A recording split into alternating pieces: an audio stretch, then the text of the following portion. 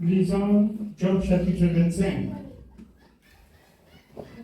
Commençons au verset 1. Bildad de Suak prit la parole et dit: La puissance et la terreur appartiennent à Dieu. La puissance et la terreur appartiennent à Dieu. La puissance et la terreur appartiennent à Dieu. La paix et le trouble appartiennent à Dieu. La vie et la mort appartiennent à Dieu. Oui, bien. Il fait régner la paix dans ces autres régions. Ses armées ne sont-elles pas innombrables? Il fait régner la paix. Il a lui-même une armée grande. Il fait régner la paix. Il donne la paix. Il ne donne pas comme le monde la donne. Afin que quand vous vous retrouvez sans paix, vous comprenez que l'absence de paix, c'est l'absence de Dieu. La paix, Dieu marche avec la paix. Le trouble ne vient pas de Dieu. Si vous avez l'absence de la paix, sachez que vous êtes très loin de Dieu. Vous êtes très loin de Dieu. Amen. Oui, bien-aimé. Ses armées ne sont-elles pas innombrables? Sur qui sa lumière ne s'élève-t-elle pas? Comment l'homme serait-il juste devant Dieu? Comment l'homme serait-il juste devant Dieu? Comment l'homme peut être juste devant Dieu? Ah oui, si nous nous tardons à la parole de Dieu par son serviteur David, il dit dans Psaume 119 au verset 9, si vous pouvez rapidement lire, Psaume 119 au verset 9. Est-ce que l'homme peut être juste devant Dieu? Est-ce que l'homme juste peut avoir des terreurs? Est-ce que l'homme juste doit avoir des troubles?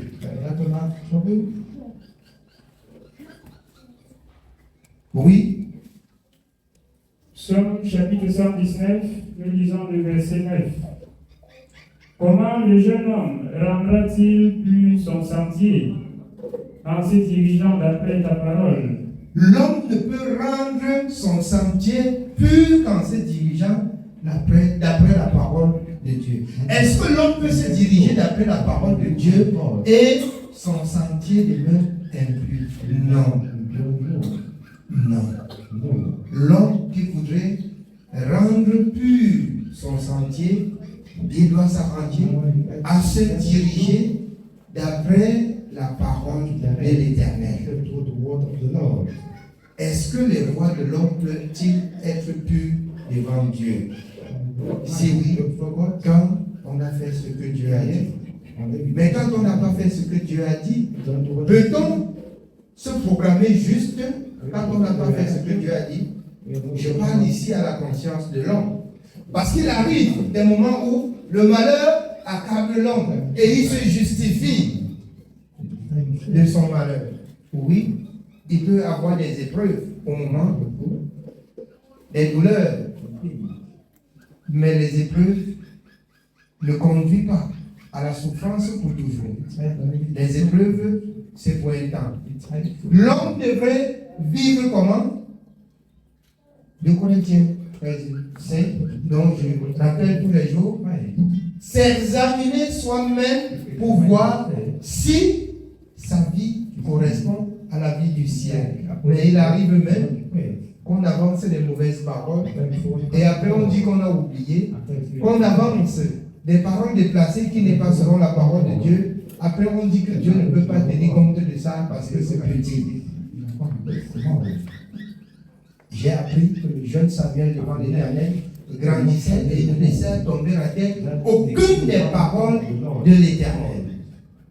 Juste une mauvaise pensée peut te causer des troubles toute une vie. Parce que la mauvaise pensée n'est pas la pensée de Dieu. Si tu ne reviens pas rapidement à la raison pour quitter la mauvaise pensée, elle va te ruiner. Elle va te détruire. Et si on demande que tu examines ta vie, tu vas tous les jours te justifier devant Dieu que tu n'as rien fait de mal. Alors, c'est la mauvaise vie qui peut conduire l'homme à la souffrance.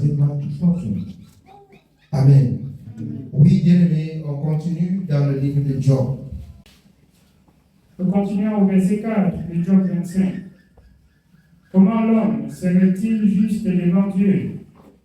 Comment celui qui est né de la femme serait-il pur? Voici, la lune même n'est pas brillante et les étoiles ne sont pas pures à ses yeux. L'homme qui est sage, l'homme qui est intelligent, il cherche la faveur de Dieu tous les jours de la vie. Il ne se justifie pas pour dire qu'il est pur. Si je souffre, je dois réfléchir. Si la souffrance continue, je dois ressentir ma misère. Pour avoir, selon Somme 101, la haine de tout ce qui est mal, de tout ce qui n'est pas conforme aux saintes Écritures. Oui. Combien moins l'homme qui n'est qu'un ver, le fils de l'homme qui n'est qu'un vermisseau. Nous continuons au chapitre 26. Job prit la parole et dit: comme tu sais bien venir en aide à la faiblesse, comme tu prêtes secours aux bras sans force. Amen. Je veux que nous comprenions en continuant. Ici, il était en train d'oppresser Job. Comme tu sais venir en aide à ceux qui sont malheureux. Comme tu sais relever ceux qui sont oppressés. Oui. Quel bon conseil tu donnes à celui qui manque d'intelligence? Quel conseil donnes-tu à celui qui manque de l'intelligence?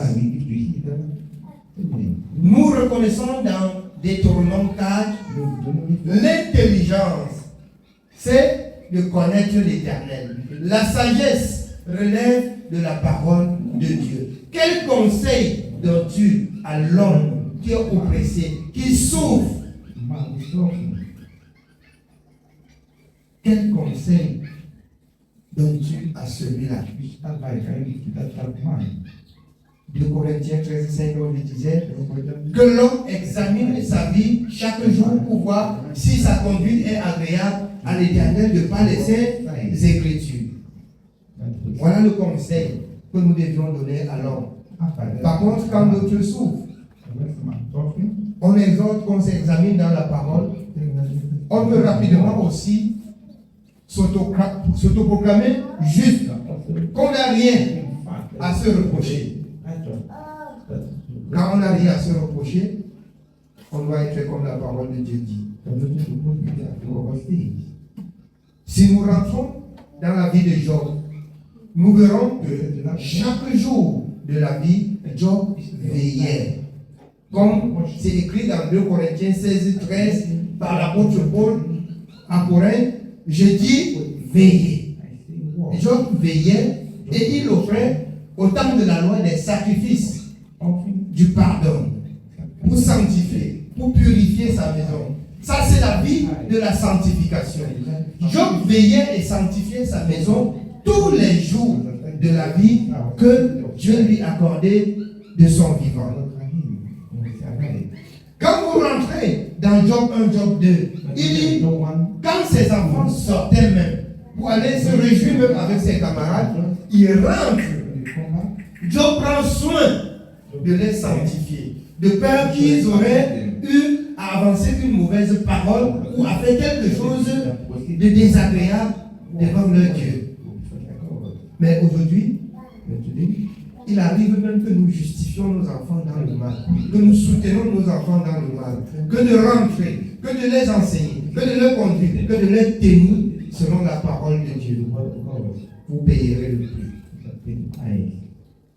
Parce que la faute de chaque chose, Dieu juge donc selon ses voies et rétribue à chacun selon ses œuvres.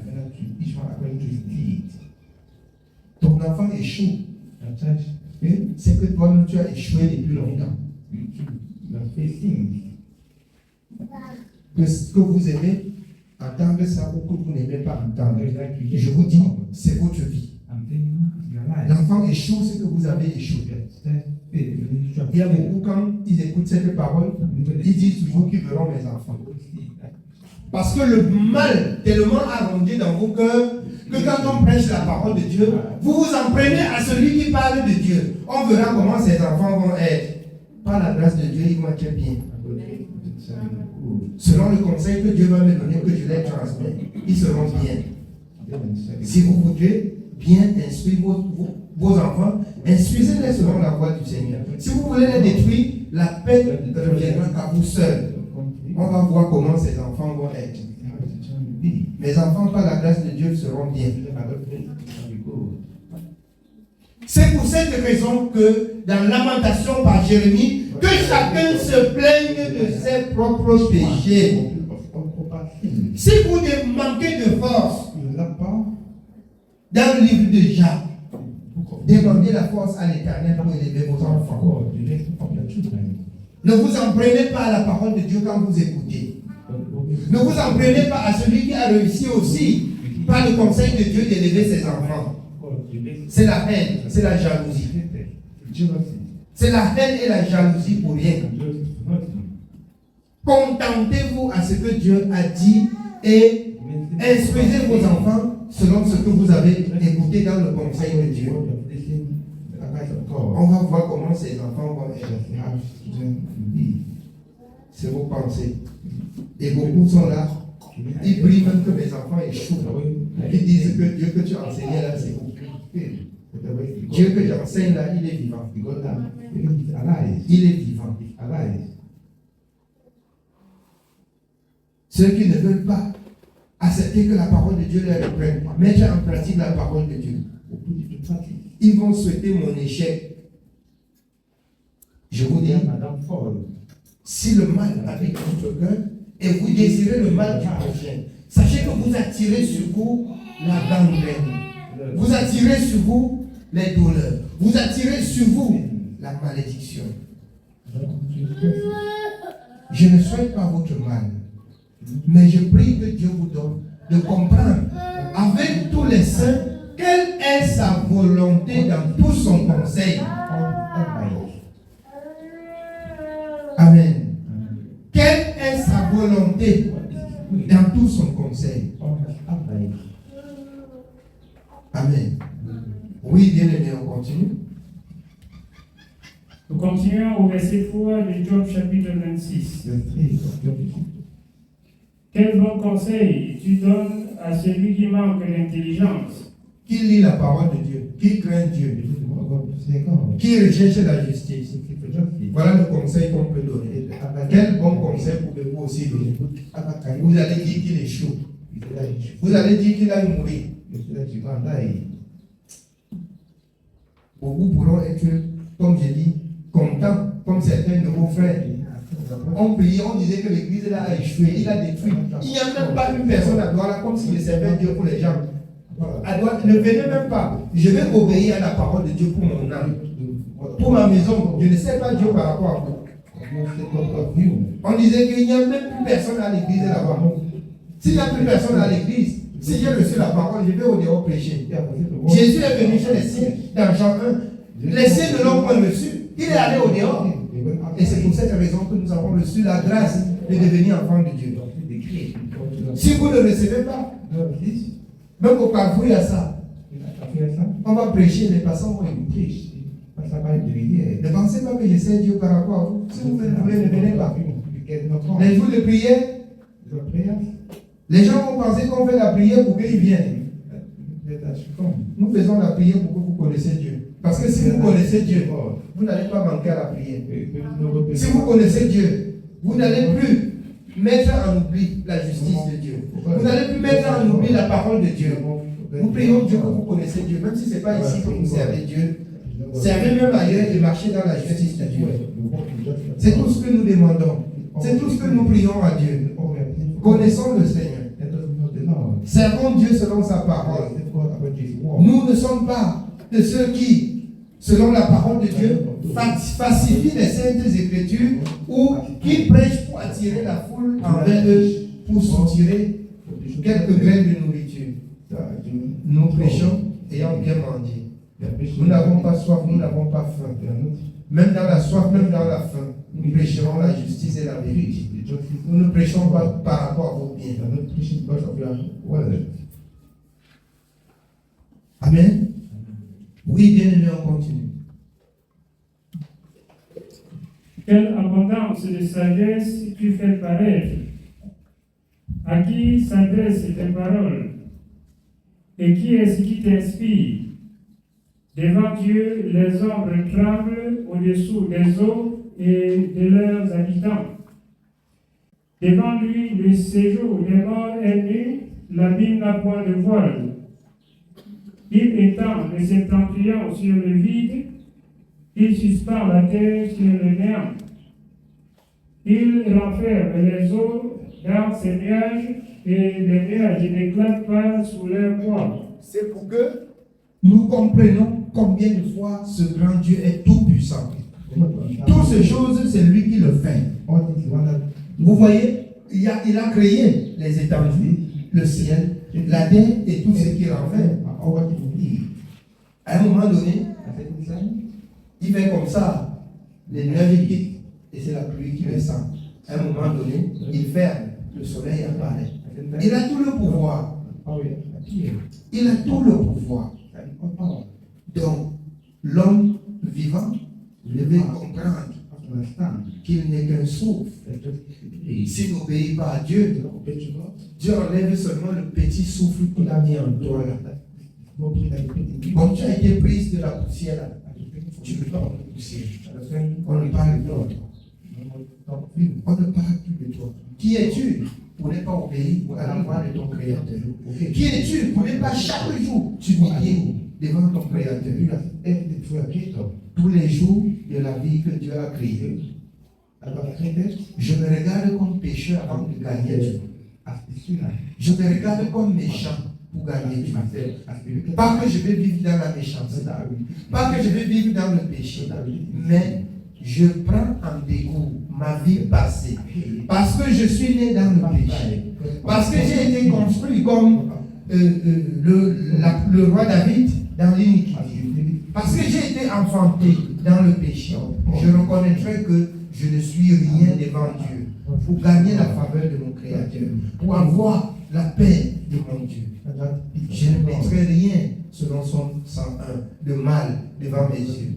Dans ma maison, toutes ces choses ne régneront point. Amen.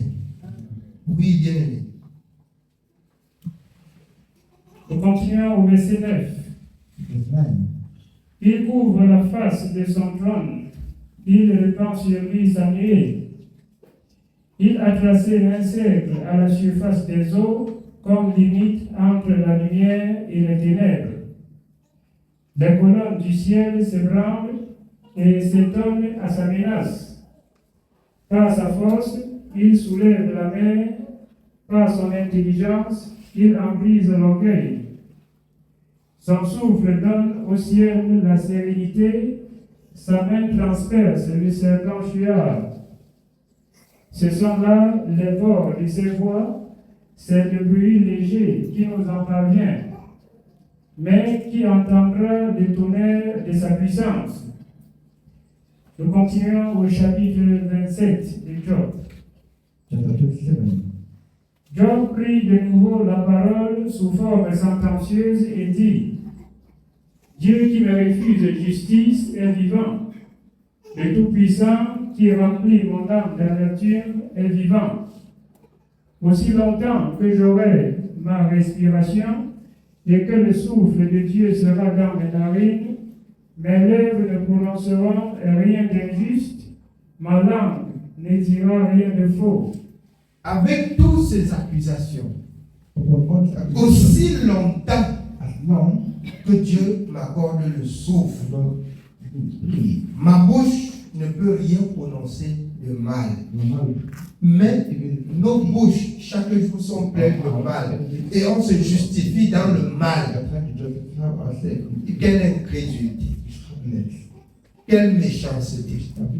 Nous devions reconnaître tout simplement devant Dieu que nous sommes méchants pour retrouver la faveur de Dieu.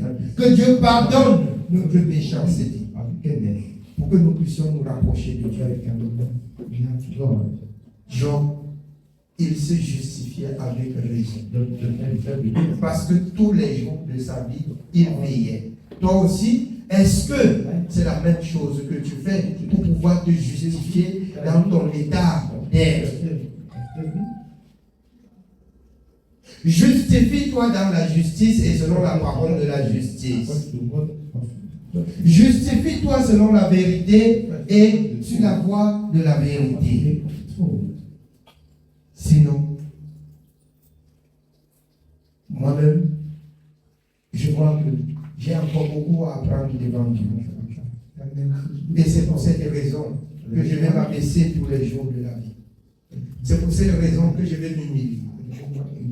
C'est pour cette raison que si je souffre, je ne peux pas justifier exactement ma souffrance parce que je travaille encore pour être comme mes frères et sœurs. Je ne peux pas dire que je suis Job d'aujourd'hui, mais je travaille ma vie pour être un Job selon le Seigneur. Je travaille ma vie pour gagner, pour regagner la vie des apôtres. Je ne suis pas encore digne d'être comme des apôtres, mais je travaille ma vie pour être comme les apôtres. Mais si nous avons compris comme ça nous donne de redoubler la force et de travailler encore notre manière de nous conduire avec le Seigneur tous les jours de la vie.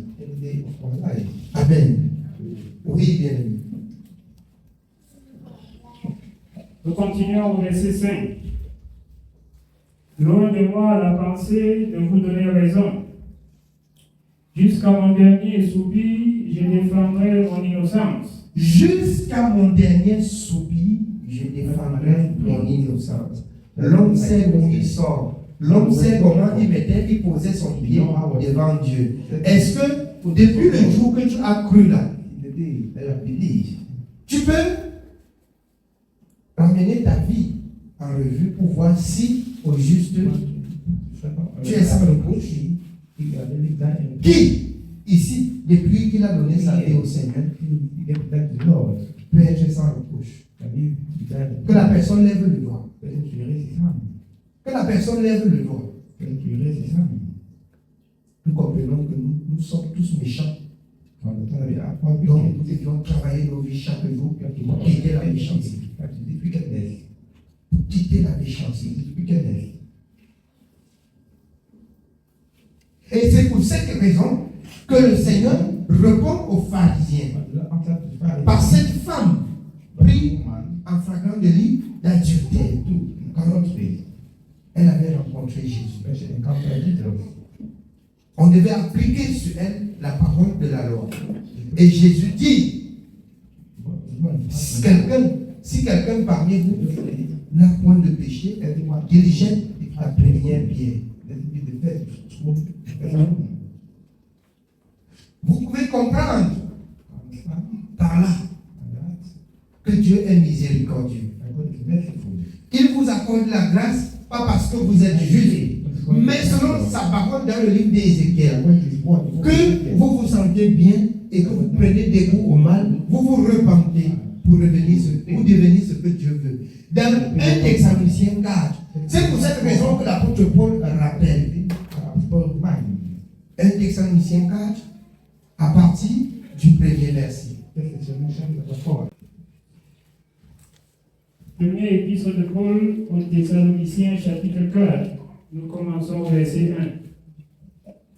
Au reste, frères, puisque vous avez appris de nous comment vous devez vous conduire et plaire à Dieu, et que c'est là ce que vous faites, nous vous prions et nous vous conjurons au nom du Seigneur Jésus de marcher à cet égard de progrès en progrès. Je voudrais comprendre par là que l'apôtre Paul a trouvé des personnes ferventes qui tenaient la parole, qui marchaient selon le conseil qu'ils ont tracé. Et il est raison d'aller de progrès en progrès. Si nous connaissons une partie, nous devons travailler pour connaître davantage. Il est raison d'aller ainsi de progrès en progrès. Ce ne sont pas des personnes qui s'arrêtent pour se justifier qu'ils ont déjà fait ce que tu as dit. Si tu as déjà fait ce que tu as entendu, il y a des choses qui te restent à faire, ce que tu dois apprendre.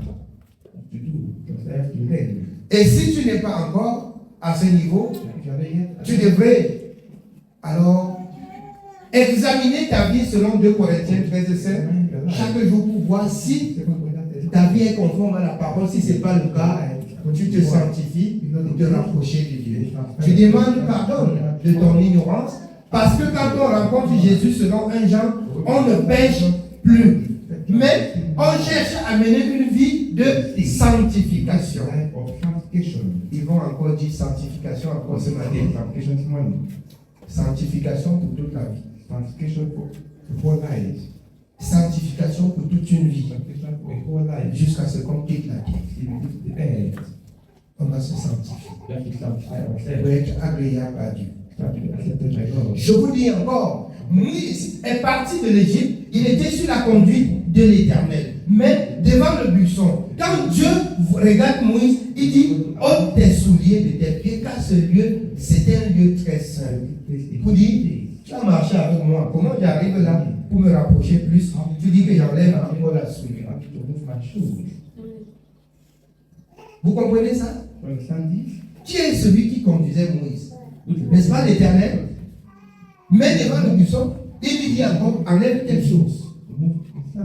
Enlève. Avant de te rapprocher, parce qu'ici, c'est très simple.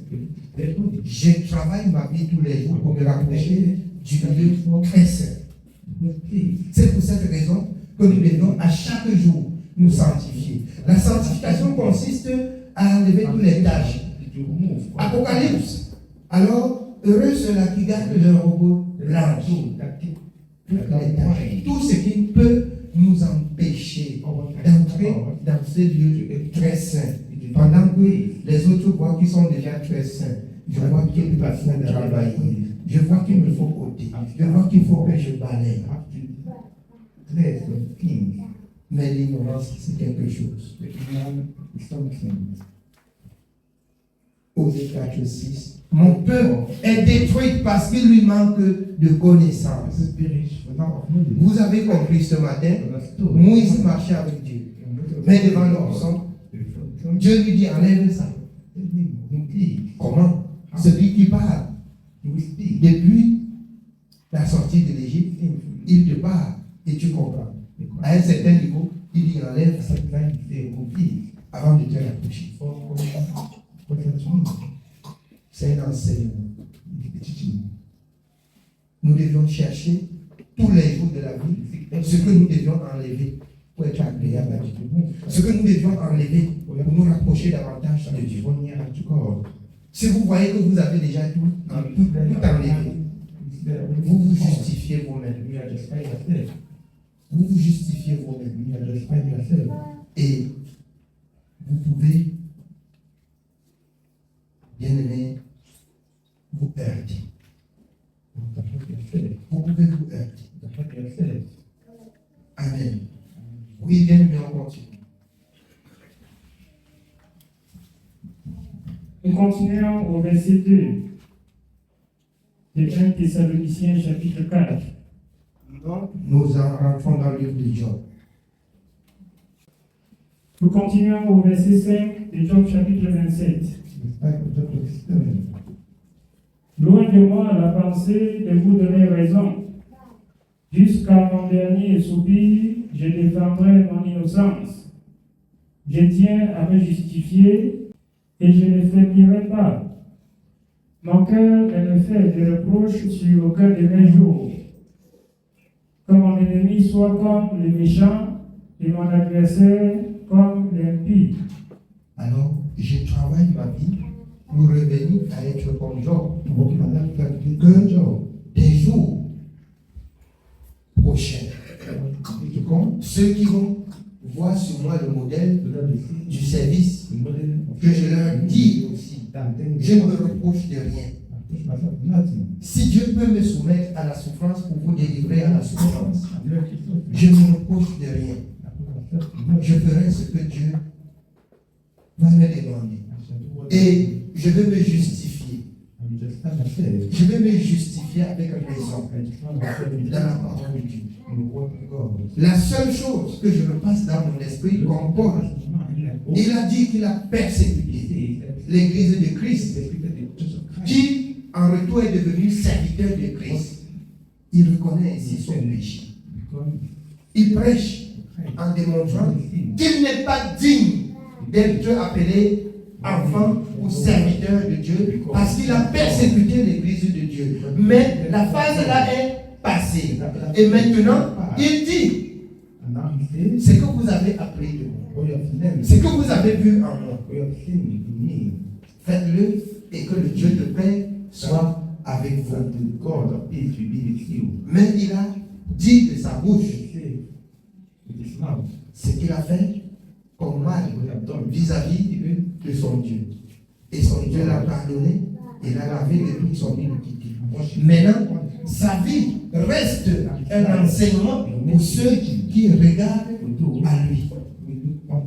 Il faut que tu travailles ta vie de façon à pouvoir aussi être un Paul pour te justifier selon la parole et dans la parole. Amen. Oui, bien. Nous continuons au verset 8.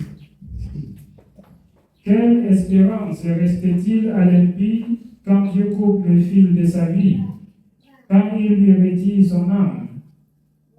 Est-ce que Dieu écoute ses cris quand l'angoisse vient l'assaillir? Fait-il du Tout-Puissant ses délices?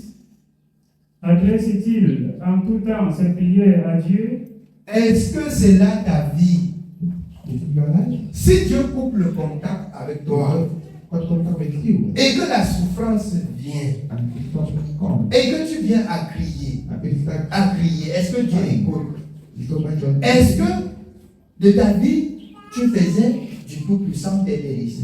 Est-ce que tu adressais chaque jour tes prières à Dieu? Est-ce que tu as fait pleinement la volonté de Dieu? Parce que l'Israël, partant de l'Égypte, Dieu a traité nos parents. Si Josué, Caleb seul, avec des enfants âgés de moins de 20 ans, ont atteint Canaan, où sont partis nos parents de plus de 600 000 qui ont péri. Alors, ils ont servi Dieu, mais n'ont pas servi encore pleinement Dieu. Est-ce que tu fais aussi tes prières? Est-ce que tu te justifies aussi chaque jour devant le Tout-Puissant que tu es saint? Ou bien que tu as péché et que tes œuvres ne peuvent pas te permettre d'entrer dans la présence de Dieu? Parce qu'il faut être juste dans ton langage. Quand tu parles à Dieu, il faut être juste. Il faut être juste. Si Dieu te reproche, il faut reconnaître que Dieu te reproche. Si tu es tombé devant Dieu, il faut reconnaître que tu es tombé. Si tu ne vois pas ta raison de tomber devant Dieu, il faut t'humilier. Et il donnera la raison. C'est un Dieu saint. C'est un Dieu juste. C'est un Dieu juste. C'est un Dieu fidèle. Il rend à chacun selon ce qui est son. Even that each one according to his deed. Amen. Amen. Oui, bien. Nous continuons au verset 11. Verse 11. Je vous enseignerai les voies de Dieu. Je ne vous cacherai pas les desseins du Tout-Puissant. Mais vous les connaissez et vous êtes d'accord. Pourquoi donc vous laissez aller à de vaines pensées? Voici la part que Dieu réserve aux méchants, l'héritage que le Tout-Puissant destine à l'impie. S'il a des fils en grand nombre, ses pauvres le glaive et ses rejetons manquent de pain. Voilà le méchant Yes, the wicked. dont je disais ce matin, But this morning, que vos enfants reflètent à votre vie. I just want to sit there. S'il manque du pain, cela vient de l'Éternel. Believe S'il manque de sagesse, no. cela vient de votre vie, comme le Seigneur dit. You need to rise. S'il manque de sagesse, c'est votre vie. You need to rise. Si leur conduite est mauvaise, Yeah, your ability is à l'âge mineur, pour que tu te justifies devant Dieu, il faut te rassurer que tu as transmis aussi à l'enfant tout ce que Dieu a commandé. Over God, amen. Et son bas âge. Sinon, If not, ça reste pour toi un sujet de prière, de pleurer devant Dieu. Parce parce que vous, au lieu de pleurer, vous vous justifiez devant Dieu. Vous venez dans la maison de Dieu, même avec les enfants conçus dans le péché, dans le monde. Vous dites que Dieu justifie sans reconnaître davantage que vous avez commis des abominations avant de vous rapprocher de Dieu. C'est là, vous cherchez votre avantage et vos intérêts devant Dieu. Mais vous ne voulez pas rentrer dans la justice de Dieu. Vous dites à Dieu que nous, avant de te connaître, nous avons péché, nous avons été noyés dans le péché, jusqu'à ce que nous avons enfanté dans le péché. Ça reste très difficile à prononcer pour ceux qui veulent se justifier. Mais je vous dis, c'est une condamnation pour vous. Lorsqu'on vient devant Dieu, c'est pour déposer tout le mal. Jésus, Matthieu. C'est Matthieu 11, 28. Venez à moi, vous tous qui êtes fatigués et chargés. C'est lui, Jésus, qui dit, repentez-vous quand le royaume des cieux s'est approché. Si le royaume des cieux est venu jusqu'à votre porte, c'est pour que vous déposez toute votre poubelle chez Jésus. Déposez toute votre poubelle et rappelez-lui tous les jours que la poubelle là est là. Vous avez déposé. Tous les jours que vous sentez que ça ne marche pas. Rappelez-vous que vous avez déposé jusqu'à ce qu'il porte. Quand il porte, il vous donne la paix. Il dit, je vous donne la paix. Je ne donne pas comme le monde la donne. Quand Jésus a porté votre poubelle, ça se résume ou ça se conjugue en paix. Mais si c'est encore là, c'est le trouble. C'est le trouble. Le trouble pour vous-même. Le trouble pour vos enfants. Et vous ne deviez pas, au lieu de passer le temps devant Dieu à vous justifier, vous deviez passer le temps devant Dieu à pleurer, à l'implorer, pour que ces choses soient ôtées, pour que la poubelle soit transportée, pour que votre sac à poubelle soit vidé, et que vous ayez la paix de Dieu. Amen. Oui, bien-aimé. Nous continuons au verset 15. Ceux qui échappent sont enterrés par la peste, et leurs veuves ne les pleurent pas. S'ils amassent l'argent comme la poussière, s'ils entassent les vêtements comme la boue, c'est lui qui entasse, mais c'est le juste qui se révèle, c'est l'homme intègre qui a l'argent en partage. Sa maison est comme celle que bâtit la teigne, comme la cabane que fait un gardien. Il se couche riche et il meurt dépouillé. Il ouvre les yeux et tout a disparu. Des terreurs le surprennent comme des eaux. Un tourbillon l'enlève au milieu de la nuit. Le vent d'Orient l'emporte et il s'en va. Il l'arrache violemment de sa demeure. Dieu lance sans pitié des traits contre lui, et les méchants voudraient fuir pour les éviter. On bat des mains à sa chute et on le siffle à son départ. Amen. Amen. Que le Seigneur nous bénisse. C'est le message de ce matin.